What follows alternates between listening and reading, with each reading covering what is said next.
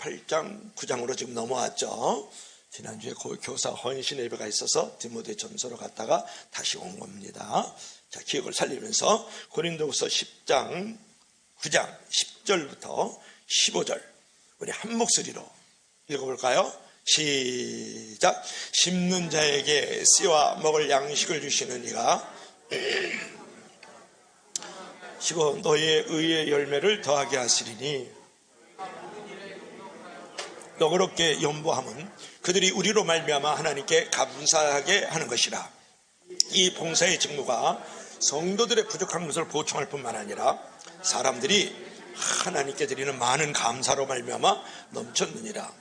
이 증거를 삼아 너희가 그리스도의 복음을 진실히 믿고 복종하는 것과 그들과 모든 사람을 섬기는 너희의 후한 연모로 말미암아서 하나님께 영광을 돌리고 또 그들이 너희를 위하여 간구하며 하나님이 너희에게 주신 지극한 은혜로 말미암아 너희를 사모하느니라. 말할 수 없는 그의 은사로 말미암아 하나님께 감사하노라. 아멘. 자, 사진 한번 볼까요? 우리 다 같이 한번 읽어봐요. 시작. 약함, 착함, 주변성.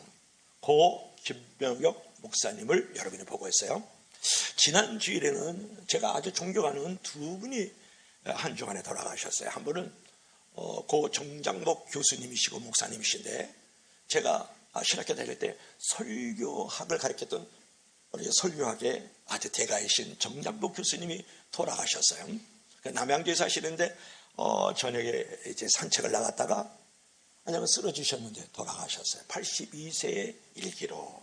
또 한 분이 돌아가셨는데 지난주일 이 시간이에요. 18일 날 돌아가신 고 김명영 목사님이세요.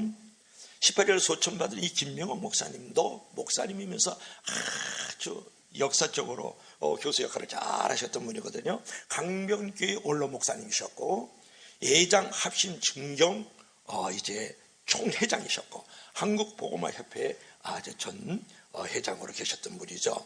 목회자이자 신학자로서 오랫동안 한국교회 나침반과 같고 그 다음에 등대와 같은 역할을 했던 한경직 목사님 다음 세대를 이어가는 아주 귀한 인품과 성품을 가지고 있는 분이죠.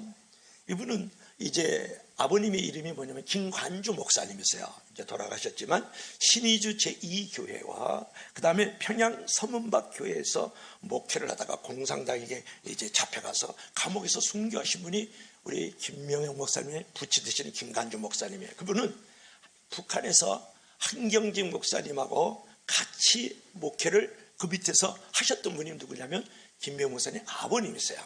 우리 한경직 목사님은 나중에 넘어오셔가지고 영락교회에 이제 목회를 하시게 됐죠. 근데 이 김명영 목사님께서 11살 되단에 지금으로 말하면 4학년입니다. 11살 때 아버지가 감옥에 있으니까 아버지를 찾아가서요. 아버지, 제가 월남을 해야 되겠습니다. 왜? 주일 성수를 해야 되겠고 제가 순교신앙을 가지고 있고 신앙생활을 올바로 해야 되겠는데 여기 지금 공산당 때문에 신앙생활을 못하겠어요. 아버지, 저 내려가겠습니다. 서울로. 그러니까 아버지가 많은 고민과 갈등 있을 때 그러면 내려가 이렇게 말씀을 했어요. 그래서 평양에서 서울로 내려가요. 엄마는 또 얼마나 더 사랑해요 그 아들을. 그래서 엄마한테도 물을 가. 어머니, 제가 어리지만 제가 여기서는 주일 성수가 안 되고 신앙생활이 안 되고 순교 신앙이 안 됩니다. 그러므로 제가 내려가겠습니다. 그래가지고 11살에 어머니가 그럼 내려가도록 해라. 사모님이죠. 허락을 받아가지고 내려와서 서울로 내려왔어요. 내려와서 보니까 영락교회 그때 담임 목사님이 한경직 목사님이니까 아버님을 돌봐주고 아버님도 그 한경직 목사 밑에서 목회를 배웠던 사람이거든요. 그래서 목사님 맡아서 인사를 드리고 거기서 돌봄을 받다가 결국은 미국 아주 이것저것에 유명한 신학교를 12년 동안 다니서 한국에 와가지고 교회를 만들고 아주 신학교를 만들면서 아주 크게 훌륭하게 사역을 하셨던 분이다. 결국은 11살 되던 해 1948년 8월에 가족들을 모두 두고 신앙의 자유를 찾아서 산발선을 넘어서 서울로 넘어왔고 끝내 김관주 목사님은 아버님은 옥고를 치르던 중에 공산당에게 협력 안 한다고 거기서 순교를 당했죠. 여러분 그분은 결국은 어떤 분이냐면 강변교회 은퇴 후에는 이제 주님이 부르는 곳이라 그러면 작은 교회든 뭐 애딴 섬이든 외국이든 그냥 망설이지 않고 달려갔던 사람이 고 김명호 목사님이세요. 이분은 큰 교회 화려하고 럭셔리한데 찾아가요. 작은 교회 뭐 포항도 가고 그 찌글찌글한 그 자동차를 끌고 말이죠. 광주면 광주에도 본인이 직접 운전을 해서 가고 말이죠. 외딴 섬에도 부르면 배 타고 그 폭풍 가운데 들어가서 복음을 전했던 사람, 우리 김병호 목사님이세요. 제가 이분 곁에 차를 못 해요. 제가 사막에 길을 내는 사람들, 광야인 노숙인 교회를 섬기는 저도 구인 이사 중에 한 사람이거든. 이분은 명예이사예요. 근데 이분이 차를 내보면 제가 그 옆에다 차를 못 댄다니까요. 왜 차를 못 해요? 너무 차가 좋아서. 아니요, 소나다 참 나온 거 있잖아요. 그 찌글찌글한 막 기스가 나고 막 옆에 들어가면 막 뭐가 묻을 것 같은 그런 차를 끌고 다녔어요. 아주 대단하신 분인데요. 그러니까 제가 미안해가지고 차를 옆에다 못 대고 쫙 구덩이다 대고 오는 거야. 너무 미안해가지고. 비행기도 끌고 다닐 수 있는 분인데도 말이죠.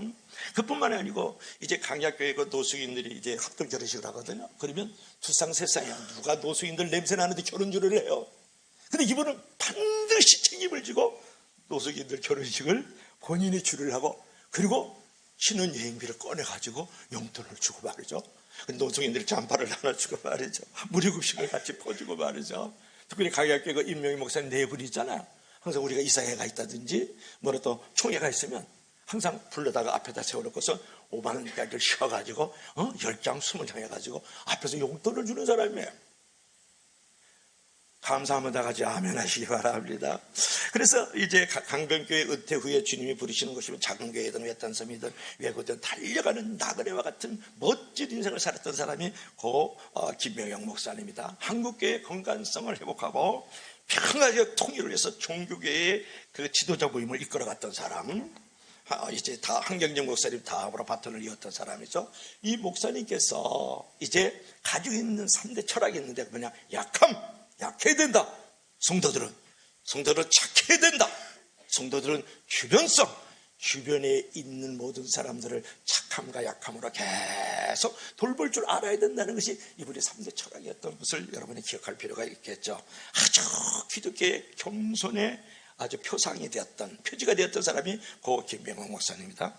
서울 강남구에 소재했던 그 강변교회를 개척해가지고 28년간 목회를 하면서 10년 동안 사례비를 받지 않았고, 그 다음에 은퇴 후에도 사례를 받지 않고 작은 교회를 계속 순회하면서 격려를 해왔죠. 지난주 이 시간에 춘천에 있는 작은 교회에서 와서 말씀 좀 해주면서 격려해 주면 좋겠습니다. 그런데 88세의 그 노구를 이끌고 보질이 그 찌글찌글한 차, 아주 오래된 녹슨 차, 그저 옆에 가면 바로 고장날 것 같은 차를 끌고 가다가 교통사고로 지난주 이 시간에 돌아가셨어요. 주님의 품에 안겼다. 우리가 소천, 하나님의 부름을, 하늘의 부름을 받았다. 이제 그런 부분. 이렇게 귀한 분을 옆에 두고 있었다는 건 너무나도 개인적으로 큰 축복이었어요. 여러분, 수평적으로 이웃과 세상을 향하여 끊임없이 나눔을 가지셨던 분, 그리고 수직적으로는 하나님을 향해서 끊임없이 드림을 주셨던 분이 누구냐 그러면 이런 김명은 목사님이라는 거예요. 저와 여러분들도 어떻게 하면 한 번 주어진 우리의 어떤 삶, 우리의 생애를 갖다가 어떻게 수평적으로 나눔의 열매를 가질 수 있을까? 또 어떻게 하면 정말 한 번 주어진 우리 작은 별로서 이제 하나님께 드림의 열매를 맺으면서 우리가 살아갈 수 있을까를 한 번쯤은 고민하고 갈등하면서 기도해야 되지 않을까요? 오늘 본문을 보면 어떻게 하나님과 사람 앞에서 열매를 맺을 수 있을 것인가, 또 열매 맺는 삶을 위해서는 무엇이 필요한가를 오늘 본문이 우리에게 잘 가르쳐주고 있다는 거예요. 자, 우리 다 같이 첫 번째 한번 읽어볼까요? 시작. 감사를 꿈꿔라. 우리가 열매 맺는 삶을 살기 위해서는 반드시 감사를 꿈꿀 줄 알아야 된다는 거예요. 자, 10절 한번 읽어볼까요? 우리 다 같이 시작. 심는 자에게 씨와 먹을 양식을 주시는 이가 너희 심을 것을 주사 풍성하게 하시고 너희의 의의 열매를 더하게 하십니다. 뭐라 그랬어요? 씨와 양식을 주시는 이가 누구야? 하나님이 의의 열매를 너에게 더하여 주실까? 열매를 풍성하게 넉넉하게 채워주실까요? 이렇게 말씀을 하고 있어요. 이 말씀은 뭐냐면 모든 열매는 누가 주신다고요? 하나님이 주신다는 것을 알아야 돼요. 하나님은 파종하는 농부에게 파종할 수 있도록 씨를 주고 먹을 양식을 주시지, 헌신적으로 여러분이 봉사하면 더 크게 봉사할 수 있도록 좋은 여건도 만들어 주시고 또 봉사할 수 있도록 보상도 해 주시고 공급하여 주시는 하나님이다, 이렇게 지금 말씀하고 있는 거예요. 여러분 보면 10절에서 하나님이 열매를 주신다 이렇게 말씀하고 있잖아요. 열매를 주신다, 열매를 더하여 주신다, 열매를 채워주신다 이렇게 말씀을 하고 있는데 왜 사도 바울이 열매를 주신다는 말을 했을까? 이게 중요해요. 하나님이 열매를 주신다 이렇게 말씀하는 이유는 무엇일까요? 하나님의 그 주권 의식을 가지고 나누기를 힘써야 된다, 그런 말을 하고 있는 거예요. 뭐라고요? 나누기를 힘써야 된다. 열매는 누가 주셨어요? 하나님이 주셨으니까. 여러분 그때 나눔 받는 사람은, 도움 받는 사람은 누구에게 감사합니까? 나눠주는 사람에게 감사하죠. 도움 주는 사람에게 감사하죠. 그러나 궁극적으로 최종적으로 누구에게 감사합니까? 하나님께 감사를 하는 거예요. 왜냐하면 씨와 양식을 주시는 하나님이셨으니까. 그러니까 도움을 입었잖아요. 나눔을 받았잖아요. 그러면 도움 주고 나눔 주는 사람에게 물론 감사를 해야죠. 그러나 궁극적으로 누구에게? 하나님이 주시니까 하나님께 감사를 한다, 이제 그런 거예요. 자, 11절 한번 읽어볼까요? 다 같이 시작. 너희가 모든 일에 넉넉하여 너그럽게 연보를 하면 그들이 우리로 말미암아 하나님께 감사하게 하는 것이라. 이게 이제 무슨 말씀이냐 그러면 여기 연보라는 단어가 나오죠. 옛날 사람들은요 진짜 연보라는 단어를 많이 썼거든요. 연보한다, 헌금한다, 이제 그런 내용이에요. 헌금한데 여기서는 그냥 헌금한다는 내용하고 조금 달라요. 이 연보라는 뜻은 뭐냐 그러면 하볼로테스라는 말을 하는데 보상을 바라지 않는 선교 헌금을 바란다. 뭐라고요? 보상을 바라지 않는 선교 헌금을 여기서는 연보라고 썼다고요. 여러분 헌금할 때 보상을 좀 바라죠. 하나님 11조 했으니까 창고가 차고 넘치게 해주세요, 뭐 이런다든지, 내가 이렇게 성경험했으니까 하나님 나에게 쓸 것을 채워주세요, 이런 마음이 근본적으로 있잖아요. 근데 여기서 말하는 이 연보를 함은, 이 말은 뭐냐 그러면 이제 보상을 바라지 않는 뭐라고요? 성경헌금을 말하는, 구정금을 말하는 거예요. 근데 여기서 보세요. 너희가 모든 일에 넉넉하여 너그럽게 연보하면 그들이 우리로 말미암아 하나님께 감사하는 게, 너희는 누구예요? 너희는 말이죠, 이렇게 그리스가 있죠. 그 맨 밑에 고린도 교회가 있다고요. 항구 도시. 2주 전에 얘기했죠. 이 고린도 교회를 갖다가 너희가 그랬어요. 고린도 성도들이 이제 넉넉하여 관대하게 만약에 대가를 바라지 않고 성경헌금, 구제헌금을 누구에게? 그들에게. 그들이 누구예요? 그들은 바로 예루살렘 교회를 말하는 거예요. 지금 이스라엘 땅에 있는 예루살렘 교회를 말하는 거예요. 그 교회를 도와줌으로 말미암아서 하나님께 그 백성들이, 그 성도들이 하나님께 감사한다, 그런 말이에요. 그러니까 아주 쉬운 말로 이런 거예요. 지금 고린도 교회가 말이죠, 항구 도시니까 부유하고 넉넉하잖아요. 그래서 지금 예루살렘 교회가 지금 가뭄이 들었어요. 지근이 왔고 재앙이 왔다고요. 먹을 것 입을 것 마실 것이 없어요. 그리고 지금처럼 우리가 먹을 것 입을 것 마실 것 없으면 나라에서 복지가 나오잖아요. 근데 그 당시에는 예수를 믿는 예수쟁이들이니까 핍박과 박해가 더 심했지. 돈 일절 한 푼 주질 않아요. 올해 감옥에 쳐넣을 때란 말이에요. 그러니까 얼마나 교회가 어려워요. 그 예루살렘 교회가 어머니 교회거든요. 거기가 제일 먼저 교회가 됐으니까. 그러니까 이 고린도 교회가 이제 예루살렘 교회를 도와주었다. 그뿐만 아니고 고린도 그 위에 보면 마게도니아 지역에 교회들이 있었어요. 맨 위에 빌립보 교회, 그 터키 바로 앞에 있죠. 그 밑에 데살로니가, 그 밑에 베레아 교회가 있거든요. 그 교회들이 그 어려운 가운데도, 환난 가운데 있어도, 구차한 중에도 그들이 어떻게 보상을 바라지 않는 성경금, 구제금을 누구에게 드렸다? 이제 그들이 그러니까 예루살렘 교회에 도와줬다. 그래서 어떻게 됐다고? 하나님께 감사하게 되었다, 이렇게 지금 말씀하고 있는 거예요. 즉 고린도 교인들이 사도 바울의 권면을 통해서 예루살렘 교회에서 헌금하면 예루살렘 교인들이 그렇게 역사하신 하나님께 감사하고 하나님께 영광을 돌리지 않겠느냐, 그 말씀을 하고 있는 거예요. 또한 여기서 중요한 게 하나 있어요. 뭐냐면 하나님께 감사한다는 말씀은 도움을 주는 사람에게도 도전이 되지 않아요. 무슨 말이냐 그러면 도움을 주는 사람이, 베푸는 사람이 내가 줬거든, 우리 교회에서 도와줬거든, 왜 그래? 이렇게 하면 안 된다는 거예요. 오히려 하나님께서 주신 것을 이 어려운 성도, 어려운 교회에 배달했단 말이에요. 그래, 전달했단 말이에요. 그죠? 베풀었단 말이에요. 나누었단 말이에요.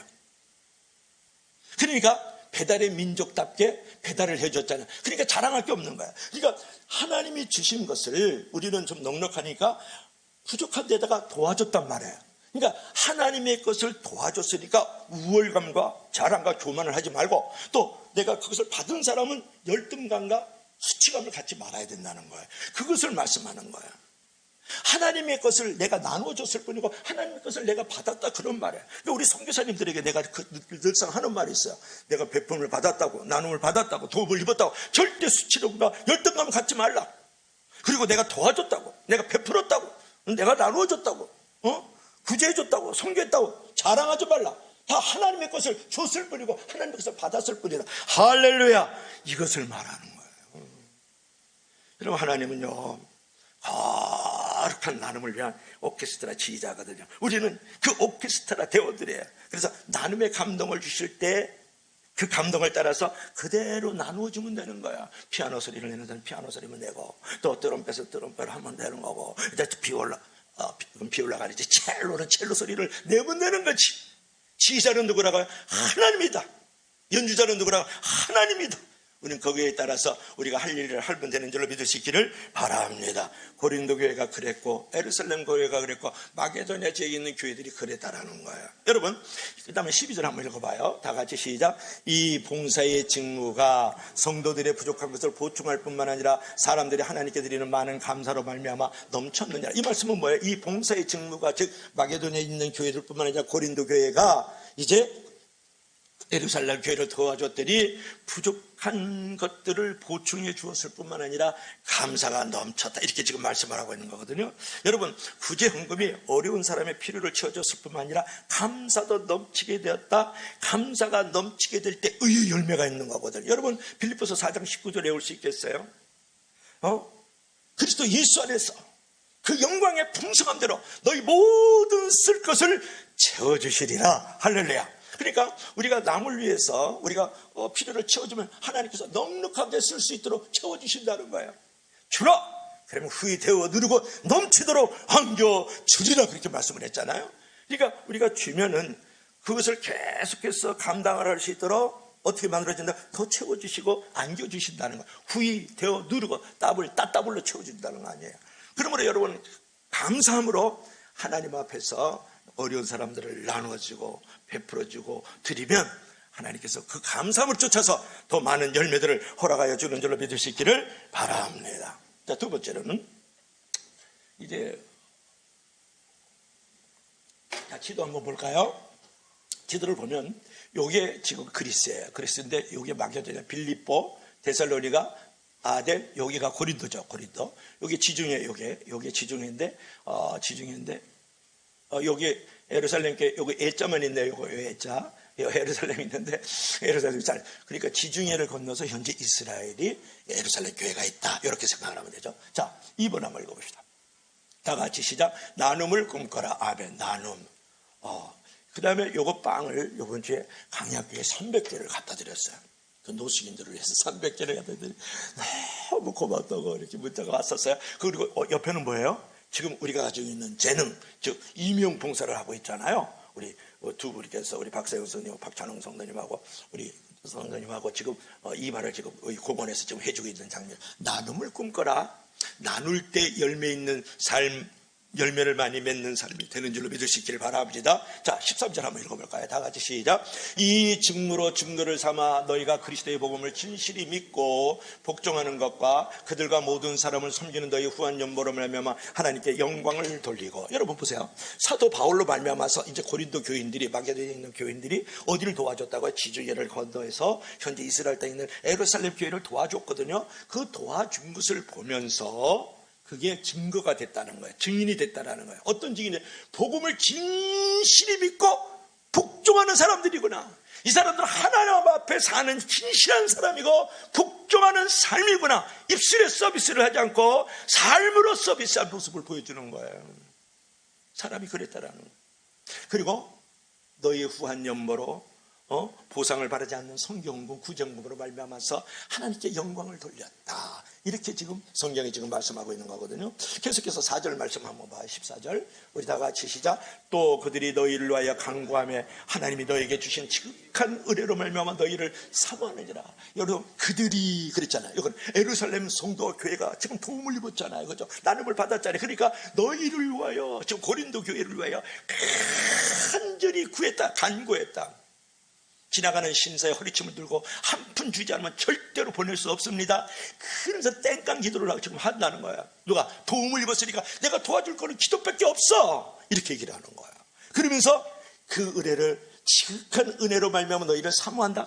나도 언젠가는 마게도니아 교회들처럼 아니면 고린도 교회처럼 나도 나눔을 줄 수 있는 교회가 될 거야. 성도가 될 거야 하면서 사모한다는 거야. 할렐루야. 너무 멋있지 않아요? 여기는 물질을 보냈더니 여기서는 기도로 응답을 해주고 말이죠. 너희들처럼 우리도 언젠가는 배품과 나눔의 삶을 살 거야. 이렇게 고백하고 있는 이 교회의 모습을 한번 보세요. 너무너무 멋있지 않아요? 그래서 여러분 한번 더 넘겨보면 이런 기절이 있어요. 한번 볼까요? 시작. 나눔은 사람들을 영적으로 이어주는 것이고 보물을 하늘에 쌓는 행위이다. 할렐루야. 그래가지고 여기 고린도 교회는 이방인의 교회예요. 그리고 여기 예루살렘 교회는 유대인들의 교회거든요. 그러니까 이방인 교회와 유대인 교회가 이제 이 돈과 재물로 말미암아서 구제하고 선교를 했더니 연합해서 화목을 이루고 화해의 은총이 역사했을 뿐만 아니라 내가 이 도와주는 것은 얼다가 보물을 쌓는 거야. 하늘에다가 보물을 쌓는 행위가 있었다. 이렇게 지금 말씀을 하고 있는 거거든요. 여러분 여기서 내가 재물을 보냈더니 그들에서 기도해 주었다. 이런 일이 정말 있었어요. 그래서 놀라운 이제 보물을 경험하는 일이 있었는데 제가 옛날에 한번 그런 말씀을 드렸을 거예요. 부도교회라고 여러분 들어보셨어요? 부도교회 한 교회가 파다이 섬에 이제 집중해서 선교를 하고 있었는데 그 선교하는 그 교회에 사고가 한 번 있었어요. 근데 부도가 났어요. 쫄딱 망했어요. 에이양 망하는 거 주다 망하자. 원래 강약교회 5대 목표 가운데 하나가 주다 망하자가 있어요. 사랑으로 동네 한 바퀴 뭐 그런 것도 있고. 그러니까 주다 망하자. 그래가지고 이 교회에서 파나이 섬에 이제 후원을 하니까 내가 교회를 하나 건축하도록 500만 원을 드리겠습니다. 그런 거예요. 그러니까 그 파나이 섬의 원주민들이 늘 그냥 나무 그늘을 안에서 풀밭에서 예배를 드리고 있었거든요. 그러니까 햇빛이 되면 막 햇빛은 쨍쨍 모래알은 반짝 뜨겁고 괴롭잖아요. 그리고 그냥 폭풍 바람이 비바람이 몰아치면 예배 드리는데 얼마나 춥고 떨려요. 예배가 안 되잖아요. 그런데 500만 원이면 그 섬에서는 그 원주민들은 훌륭하게 예배당을 짓는 거예요. 그래가지고 이 사업가가 500만 원 들여서 이양 망한가 주다 망하자. 이제 멋지게 망하자 이렇게 생각을 해서 500만 원을 해서 교회를 딱 건축했더니 거기서 교회 이름을 어떻게 할까요? 그러니까 제가 부도를 당해가지고 500만 원 헌금했으니까 교회 이름을 부도교회를 합시다 이렇게 된 거예요. 그래서 그 교회 이름이 부도교회가 됐다고요. 이정희 장로님 긴장하지 않길 바랍니다. 자세가 좀 긴장하고 있어요. 뭔가 드려야 될 것 같은 느낌으로. 그러니까 이 원주민들이 이제는 햇빛도 이제 고성스럽게 안 쬐어도 되고 또 비바람이 불어도 뭐 흔들리지 않을 수 있잖아요. 너무너무 감사해. 그럼 무슨 일을 했겠어요? 우리 기도해드리자. 이 사업가 부도받은 이 사업가를 위해서 우리 부도교회가 부도교인들이 기도합시다. 그래서 매일 기도를 하는 거예요. 얼마나 감사해. 비바람 안 맞지. 햇빛 안 쬐지. 그러니까 막 간절히 이제 기도를 했더니 이 사업가가 그냥 놀라웠게 말이죠. 사업이 회전이 되기 시작하는 거예요. 사업이 회전이 됐어요. 사업이 번창했어요. 부유했어요. 그래서 축복 그 자차되고 축복의 통로로 더욱더 크게 쓰임받는 줄로 믿을 수 있기를 바랍니다. 아멘만 하지 말고 내가 주인공이 되기를 바랍니다. 그래서 여러분 헌신의 씨앗은 많은 열매를 맺는다는 거예요. 헌금의 씨앗은 많은 열매를 맺는다는 거예요.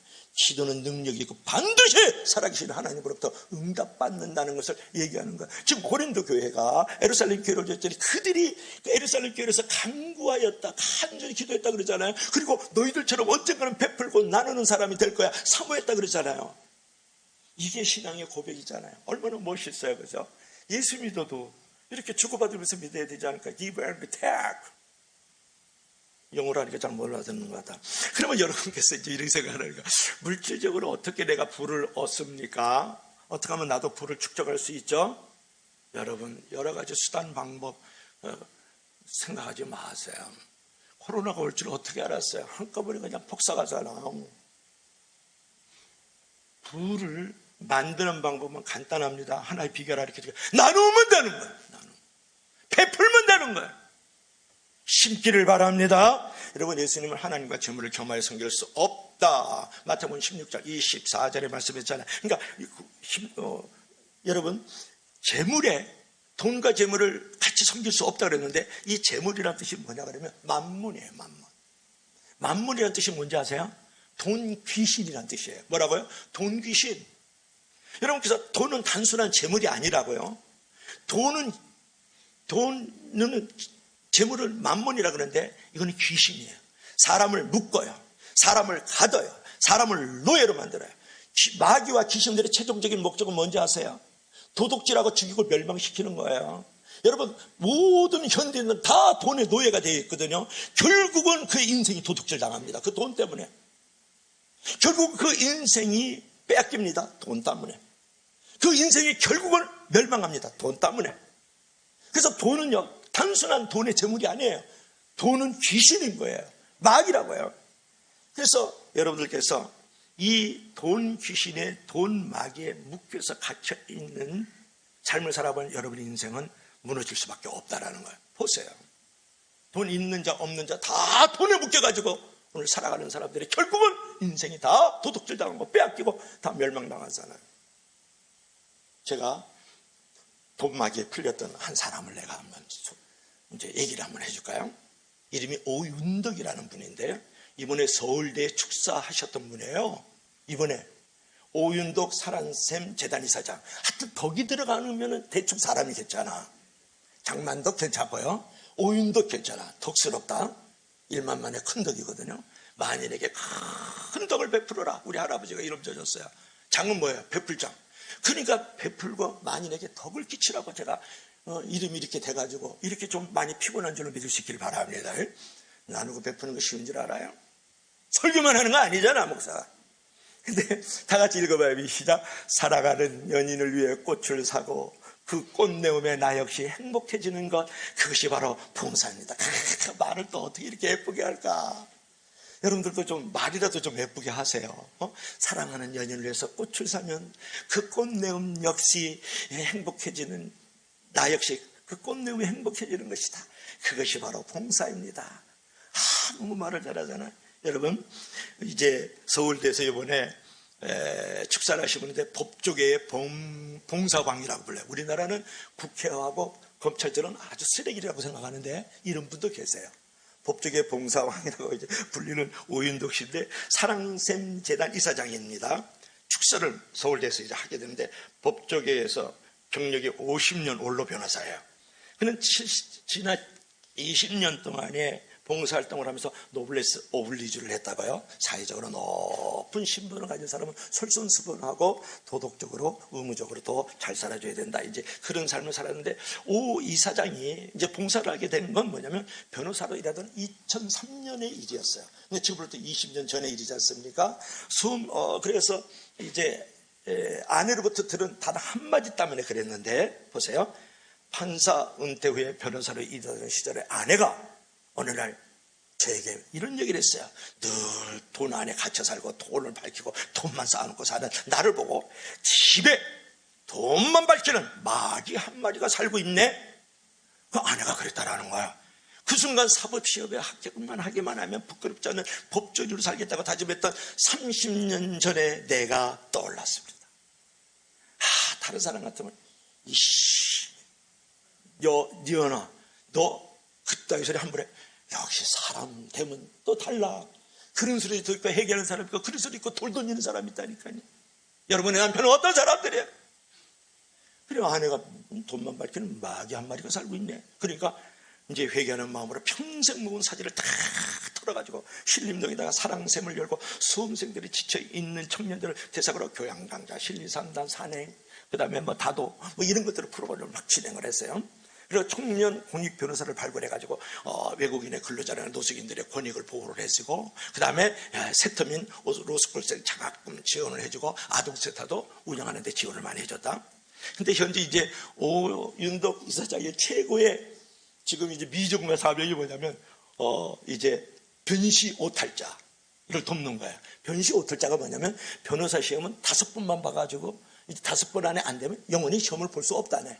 그러니까 변시 오탈자가 뭐냐면 변호사 시험을 봤는데 5번 탈락한 자들을 위해서 이제 사명을 하나 갖고 있는데, 그것은 뭐냐 그러면 이제 자립할 수 있도록 변시 오탈자에게 200만 원씩 마중물 프로젝트를 하고 있다는 거예요. 응? 200만 원씩 주는 거야. 변시 오탈자, 변호사 시험 5번 탈락한 사람들. 그래서 하는 말이, 아직은 잘 보이지 않지만 저 지평선 너머에 여러 가지로 살 수 있는 인생의 길이 있다는 것을 알고 용기와 믿음을 가져라, 이렇게 얘기를 해준다는 거예요. 할렐루야. 이런 사람이 있더라고요. 얼마나 멋있어요. 그죠? 돈 마귀, 돈 귀신에 사로잡혀서 인생을 도둑질하고 삶의 의미 없이 살아가야 될 이 사람이 이 돈 마귀에 풀려버린 거예요. 재물의 귀신에서 도용했단 말이에요. 그래, 얼마나 멋지고 행복의 크기가 얼마나 크겠어요. 그래, 여러분, 카네기가 그런 말 했잖아. 돈을 남기고 죽는 것은 수치다. 하나님과 이웃을 위해 다 쓰고 가라. 그처럼 나눌 때요, 행복의 열매도 있고요. 여러분, 행복의 크기도 더 커지는 줄로 믿을 수 있기를 바랍니다. 삶의 존재감도 얼마나 커지는지 몰라요. 저는 돈만 얘기하고 싶지 않아요. 여러분, 재능과 시간을 남기고 가는 것은 수치다. 하나님과 사람 앞에 다 쓰고 가라, 이렇게 말을 하고 있습니다. 여러분 가지고 있는 이 몸뚱어리, 여러분이 가지고 있는 그 시간 남기고 가지 말라. 그건 하나님과 사람 앞에 수치다. 하나님과 사람 앞에 다 쓰고 가라. 여러분, 쓰고 갈 때 내가 녹슬어서 없어지지 않고 닳아서 없어지는 인간이 될 때 우리에게 찾아오는 게 있어요. 사랑의 크기가 커져. 행복의 크기가 커져요. 내 자존감이 얼마나 좋아지는지 몰라요. 그리고 살아야 될 의미와 존재감이 커진다는데 더 큰 의미가 있다고요. 믿으시면 나같이 아멘 하시기 바랍니다. 날마다 자기나 배불리고 자기나 입고 먹고 마시면서 자기라는 울타리에 갇혀서 평생 살아가는, 뭐하러 살아? 오늘 많이 먹고 그냥 저 낭떠러지에서 떨어져서 죽는 게 낫지. 죽지 않기를 간절히 부탁합니다. 할렐루야. 또 너무 지나쳤다. 또 이제부터 그러지 않으면 되지. 여러분한테 설교하기가 내가 많이 힘들어요. 그래서 여러분, 이런 말씀이 있어요. 성경 한번 읽어볼까요? 다 같이 시작.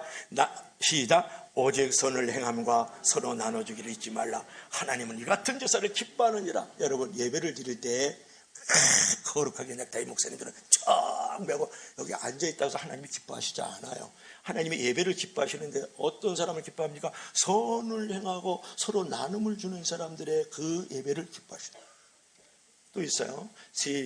그 다음에 시작. 구제를 좋아하는 자는 풍족해질 것이요, 남을 윤택하게 하는 자는 자기도 윤택해지리라. 여러분, 이웃에게 나눔과 베품을 갖는 사람은 풍족으로 인생이 풍요로워요.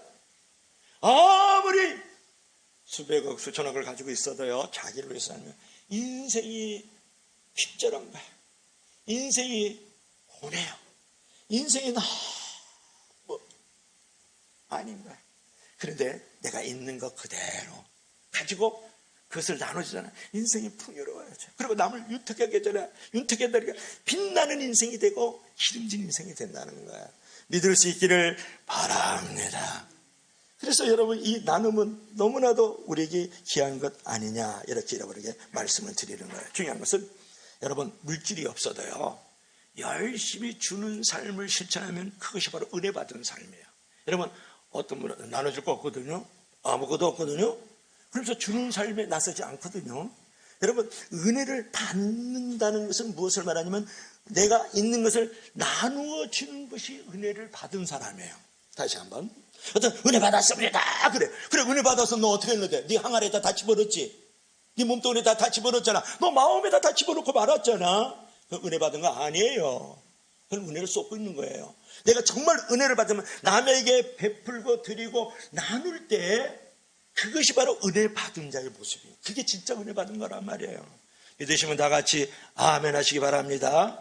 그래서 여러분, 줄 것이 없는 것이 은혜 받은 자가 아니라 줄 것이 있는 자가 은혜 받은 거예요. 그래서 이런 말이 있잖아요. 받을 것이 없는 거가 없을 정도로 부자도 없고 줄 수 없는 정도로 가난한 사람도 없다. 이런 말 여러분 들어봤어요? 뭐라 그랬어요? 따라해봐요. 받을 것이 없을 만큼 부자도 없고 줄 것이 없는 만큼 가난한 자도 없다. 여러분, 내가 주려고 그러면 지금 어떤 상황에도 줄 수 있어요. 마음도 줄 수 있고 몸도 줄 수 있고 주머니도 줄 수 있고 지갑도 줄 수 있잖아요. 건강도 줄 수 있고 시간도 줄 수 있잖아요. 여러분, 줄 수 없는 사람이 어디 있어요? 여러분, 예수님을 믿고 정말 천국을 믿는 삶이라면 여러분, 주는 은혜를 외면하면서 천국을 소망한다 그러면 그 믿음을 누가 믿겠느냐고요. 너 하늘나라 간다며, 너 천국 간다며, 영생을 얻었다며, 구원받았다며 그러는데 주질 않아. 이 땅이 전부처럼 살아가. 꾸깃꾸깃 주머니에다가 그냥 지갑에다가 돈 모으고 말이죠. 금고에다가 넣어놓고 말이죠. 내 집 늘려가고 말이죠. 집을 2층 3층 높이고 말이죠. 그런 사람을 보면 누가 예수쟁이라 그러겠느냐고요. 너 천국으로 이사 간다며, 너 구원과 영생 얻었다며, 그것이 가장 큰 선물이라며. 근데 네가 사는 거 보니까 쓰레기같이 사네, 지저분하게 사네, 이 땅이 전부처럼 사네. 나 천국 안 믿어. 너는 천국 갈 사람으로 안 사는데. 여러분, 삶의 전도를 말의 전도보다 앞세우기를 주의로 바라지니 축복합니다. 한번 읽어봐요. 시작. 삶의 전도를 말의 전도보다 앞세워라. 여러분, 어떤 분은 가진 것이 적어도요 늘 남을 도와요. 얼마나 매력적인 모습인지 몰라요. 그 모습이 바로 은혜 받은 자. 은혜 받았습니다. 그거는 남에게 주지 않는 자는 그 말하면 안 돼요. 정말 주는 자가 은혜 받은 자. 마음을 주든 내용을 주든 형식을 주든 외적인 것을 주든 주머니를 주든 지갑을 주든 말이죠.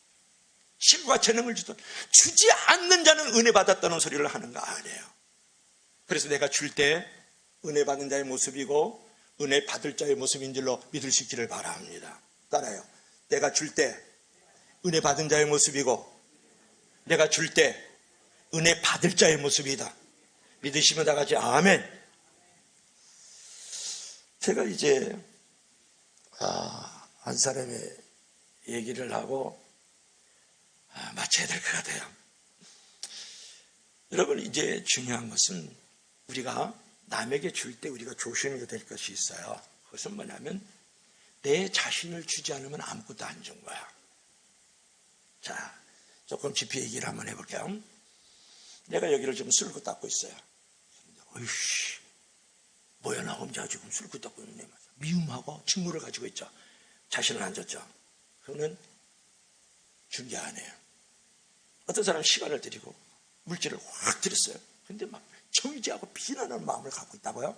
그러면 하나님 앞에 자신을 드리지 않았기 때문에, 이웃에게 자기 자신을 드리지 않기 때문에 안 드린 거예요. 여러분, 내가 지금 무슨 말을 하고 있느냐가 중요한데, 내 자신을 드리지 않는 그 무엇은 하나님이 안 받으세요. 사람은 속일 수 있어요. 이런 거예요. 엄마 아빠 사랑해, 이런 마음 없이 엄마 아빠를 증오하면서 미워하면서 양말 사다 주고 내복 사다 주거든. 엄마 아빠 안 드린 거예요. 자신을 안 드렸기 때문에. 무슨 말인지 전달이 되면 아멘 좀 하세요. 그러니까 자, 우리가 중요한 것은 뭐냐면, 따라서 우리가 가진 무엇보다 우리 자신을 원하신다. 하나님이 그걸 원하시는 거예요. 우리가 드리고 나눌 때 우리가 가져야 될 자세는, 우리가 무엇을 드리는 것보다도 먼저 중요한 것은 우리 자신을 드릴 줄 알아야 된다는 거예요. 하나 얘기하고 맞춰야 되겠어요. 여러분, 여러분이 그 빅터 프랭클의 그 고개사가 나오는 사진 한번 있을 거예요. 한번 보여주세요. 고개사의 헌신이라는 책이 있어요. 한번 보시면 좋겠죠. 예, 좋습니다. 한 난쟁이 고개사가 나오거든요. 그는 거꾸로 서서 공과 접시를 이렇게 거꾸로 서가지고 발가락으로 굴리면서 돈을 벌써 먹고 살았는데, 나이가 드니까 그걸 못하게 되잖아요. 그러니까 신부가 얼마나 불쌍해요. 신부는 목사보다는 못하는 줄을 믿으시길 바랍니다. 그래서 이제 데려다가 성당에 데려가고 사는데, 그때부터 얼굴에 그 환한 생기가 사라졌어요. 어느 날 그는 미사에서 누구든지 자기 재능과 시간을 드리면 주님이 기뻐하신다, 이라는 말씀을 미사를 통해서, 즉 예배를 통해서 그 말을 듣게 돼요. 그리고 그가 생각했어요. 내 재능은 거꾸로 서서 공을 굴리고 접시를 돌리는 것이다, 이렇게 생각을 했어요. 그래서 새벽마다 예배당에 가가지고 거꾸로 서가지고 물구나무를 서가지고 이렇게 접시를 돌리고 공을 돌리기 시작을 했어요. 그러면서 그의 얼굴에 다시 환한 생기가 돌아왔거든요. 근데 어느 날 하루는 청소부가 청소를 하다가 난쟁이가 말이죠, 고개를 하는 거예요. 막 거기 요물처럼 막 요괴를 하는 거예요. 막 그러면서 막 요상한 재주를 막 부리는 것을 막 깜짝 놀라가지고 신부님이 난리 났어요. 지금 본다에 말이죠, 이상한 요괴 같은 인물이 말이죠, 요상한 재주를 지금 부리고 있답니다. 그래서 신부님이 깜짝 놀라가지고 새벽에 가만히 나와보니까 난쟁이가 말이죠, 본당에서 오더니 기도는 잠깐 하고 갑자기 거꾸로 물구나무 서기더니 계속 접시를 돌리고 있는 거예요. 접시를 돌리는 거예요. 그래서 그냥 신부가 성질이 나가지고 아주 혼내주려고 막 하는데, 그때 하나님의 음성이 들리잖아요. 하나님은 급할 때 음성 들려주거든요. 그때 딱 음성이, 내가 이 난쟁이 고개 사이에 그 땀과 눈물을 기뻐하느니라 하는 말씀을 듣는 거예요. 그러니까 신부가 거기서 딱 무릎을 꿇어요. 진짜 무릎 꿇어요. 그리고 고백을 해요. 주님, 저도 저 난쟁이처럼 저의 전부를 드리게 하소서, 그랬다. 여러분, 나의 전부를 드릴 때 하나님이 받으시는 거예요. 하나님은 드릴 줄 아는 사람에게 축복을 갚아주시는 거예요. 드릴 줄 모르는 사람에게 하나님이 많이 주신다면 그 자체가 재앙이고 형벌이 되지 않겠어요? 드릴 줄 알아야 그 축복이 진정한 축복이 된다, 그런 말. 오늘 결론. 자, 다 같이 시작. 항상 하나님의 은혜에 감사하는 마음을 가지고 실천해라. 수평적으로 나눔을 가져라. 수직적으로 드림을 실천해라. 나눔과 드림을 통하여 축복을 예비하라, 이렇게 얘기했다가, 여러분, 보통 사람들은요, 돈 많은 사람을 잘 산다, 그렇게 얘기를 해요. 그리고 돈 없는 사람을 못 산다, 그렇게 얘기를 합니다. 돈의 유무에 따라 잘 산다, 못 산다, 이렇게 평가의 기준을 가지고 있다는 거예요. 그러나 여러분, 돈이 있고 없고를 떠나서 그 잘 사는 사람, 못 사는 사람이라고 평가하는 것은 바람직하지 않다는 거예요. 그러면 정말 잘 사는 사람은 어떤 사람일까? 그것은 바로 내가 가지고 있는 그 축복과 물질을 어려운 이웃과 나눌 줄 아는 사람이 잘 사는 사람이에요. 바로 사는 사람이. 내가 가지고 있는 재능, 내가 가지고 있는 달란트, 내가 가지고 있는 시간, 내가 가지고 있는 그 몸, 내가 가지고 있는 돈, 그 재물을 이웃을 위하여 나누고 베풀 수 있는 사람이 잘 사는 사람이라는 정확한 크리스찬의 가치관을 가져야 된다는 거예요. 그래서 항상 하나님의 은혜에 여러분 감사하는 마음을 가지고 수직적으로는 하나님께 드림이 되고, 수평적으로는 하나님 이웃을 향하여 나눔이 되어져서, 나눔과 드림을 통하여 내가 축복을 예비할 뿐만 아니라 많은 사람에게 크리스천의 증인된 모습으로 살아갈 수 있기를 주의 이름을 간절히 부탁합니다. 기도합시다.